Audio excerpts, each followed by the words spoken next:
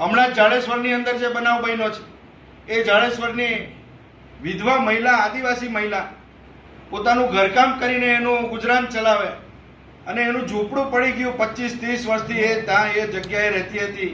એક બાજુ મોદી ગેરંટીની વાત કરે, એક બાજુ પ્રધાનમંત્રી આવાસ યોજનાની વાત કરે અને એક બાજુ વાસ્તવિકતા એવી છે કે પોતાના ખર્ચે આજુબાજુથી પૈસા ભેગા કરીને હાથ ઉછીના લાવીને આ ગરીબ પરિવારની એક વિધવા આદિવાસી બાઈ એનું મકાન બનાવે અને ભાજપના જે નેતાઓ છે એ નેતાઓ રાજકીય કિન્નાખોરી રાખીને અને એને દબાવવાનો પ્રયત્ન કરે.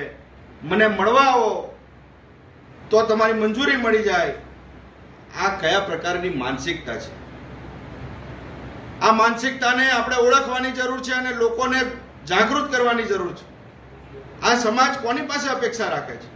કોંગ્રેસ પાસે અપેક્ષા રાખે છે અને કોંગ્રેસના કાર્યકર તરીકે આપણી પણ ફરજ બને છે અને આપણી વિશેષ જવાબદારી થાય છે કે આવો જે કચડાયેલો વર્ગ છે એને ન્યાય અપાવવા માટે રાહુલજીએ કીધું એમ કે ન્યાય યોદ્ધા તરીકે આપણે બહાર આવવું પડશે. એના માટેની આ ભારત જોડો ન્યાય યાત્રા છે. હું તો પ્રમુખશ્રીને પણ વિનંતી કરું છું કે આ જાડેશ્વરનો જે બનાવ છે એ જાડેશ્વરના બનાવની અંદર કોંગ્રેસ પહેલા દિવસે એ પીડિત પરિવારની સાથે છે અને ભારતીય જનતા પાર્ટીના કેટલાય આગેવાનો આની અંદર સંડોવાયેલા છે. પોલીસ સંડોવાયેલી છે અને 306નો ગુનો દાખલ થાય એમ છે. છતાં આ ભારતીય જનતા પાર્ટીના નેતાઓ આમાં સામેલ છે. એના કારણે પોલીસ પણ ભીનું સંકેલી રહેલી છે.